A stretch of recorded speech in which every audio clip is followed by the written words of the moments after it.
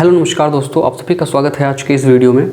और आज सबसे पहले तो मैं भारत की होने वाली नई प्रेसिडेंट, उम्मीद लगभग कंफर्म है कि द्रौपदी मुर्मू जी ही प्रेसिडेंट बनेंगी। एनडीए की तरफ से उम्मीदवार हैं, विपक्ष की तरफ से यशवंत सिन्हा जी उम्मीदवार हैं जो कि पूर्व भाजपा के नेता रह चुके हैं। पहले तो मेरी तरफ से उनको कैंडिडेट बनने के लिए ही बहुत बहुत शुभकामनाएं और ढेरों बधाई। तो अब बात करते हैं कि किसका कितना पलड़ा भारी है। उसके बाद एक छोटा सा इंट्रोडक्शन मैं ज़रूर दूंगा आपको, लेकिन सबसे पहले ये बात करेंगे कि किसका पलड़ा भारी, कौन प्रेसिडेंट बन सकता है, यशवंत सिन्हा या द्रौपदी जी। तो सबसे पहले तो बात करें कि भारत का राष्ट्रपति बनने के लिए कितना वोट चाहिए, क्या वोट परसेंटेज चाहिए। तो सबसे पहले तो ये है कि भारत का राष्ट्रपति बनने के लिए 5,39,420 वोट चाहिए किसी भी व्यक्ति को, जो भी कैंडिडेट है। और वर्तमान में एनडीए के पास कितने वोट हैं? वर्तमान में एनडीए के पास वोट है 5,26,420। अब आप सोच रहे होंगे कि वोटों की संख्या तो कम है, तो फिर ये राष्ट्रपति एनडीए की तरफ से कैसे बन सकती हैं?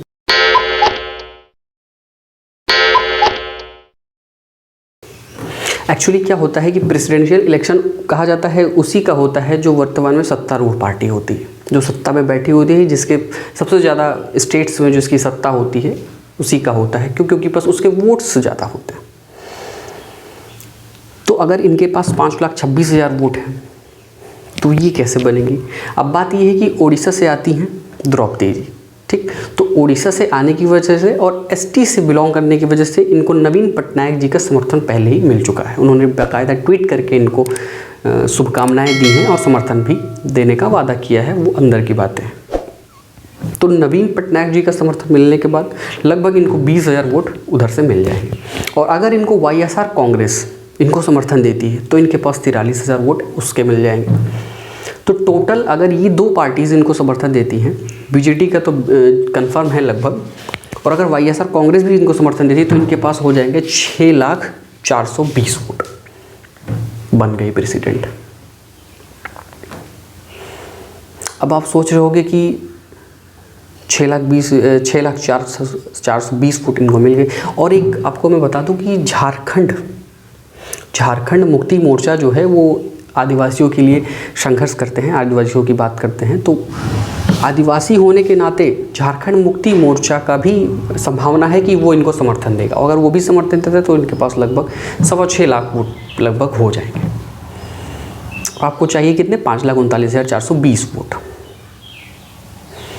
तो जो समीकरण है वो द्रौपदी जी के पास ज़्यादा है, एनडीए के पास इनका एनडीए का पलड़ा भारी है। उम्मीद क्या कंफर्म है कि प्रेसिडेंट अगली द्रौपदी जी ही बनेगी। अब बात करेंगे कि यशवंत सिन्हा के पास कितने वोट्स हैं। अब अगर यशवंत सिन्हा की बात करें कि यशवंत सिन्हा जी के पास कितने वोट हैं, तो उनके पास हैं 3,17,709 वोट, ठीक। और यूपीए, जिसमें से यूपीए के पास है 2,59,000 वोट, टीएमसी के पास है 58,000 वोट, सपा के पास है 28,688 वोट, वाम दल के पास है 25,000 वोट। तो 5,39,000 चाहिए और आपके पास 3,70,000 वोट, तो आपकी तो कोई बात ही नहीं।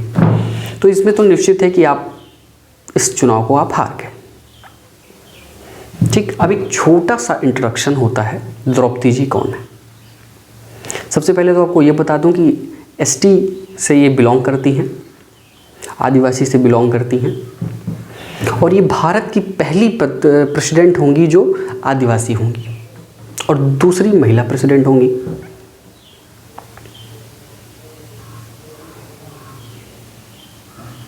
अगली बात, अगर इनके राजनीतिक करियर की शुरुआत देखा जाए तो 1997 में ये पहली बार पार्षद बनी, चुनाव लड़ी, 2000 में पहली बार विधायक बनी, और 2015 में ये गवर्नर बनी झारखंड की। उससे पहले ये लगभग बीजेडी और बीजेपी की जब वो थी सरकार थी, तब ये दो बार मिनिस्टर भी बन चुकी हैं। और पिछले चुनाव में जब रामनाथ कोविंद जी राष्ट्रपति बने थे उस वक्त भी इनके नाम की चर्चाएं थीं, लेकिन उस वक्त किसी कारणवश हो सकता है वो आला कमान का डिसीजन रहा होगा कि इस बार रामनाथ कोविंद जी को बनाया जाए, उस वक्त रामनाथ कोविंद जी को बनाया गया एससी समुदाय को टारगेट करने के लिए, अगर एक राजनीतिक हिसाब से देखा जाए तो। और इस बार इन्होंने टारगेट किया है किसको? एसटी समुदाय को। और इनके एसटी समुदाय में इनका प्रभाव कितना है आप इस चीज़ से समझ सकते हैं कि पिछले चुनाव में 47 सीटों में 31 सीटें जो हैं वो भाजपा ने जीती हैं। तो इनका प्रभाव बढ़ रहा है और ये और ज़्यादा प्रभाव बनाने की कोशिश कर रहे हैं। फिलहाल मेरी शुभकामनाएं आपके साथ हैं। आपको बहुत बहुत बधाई।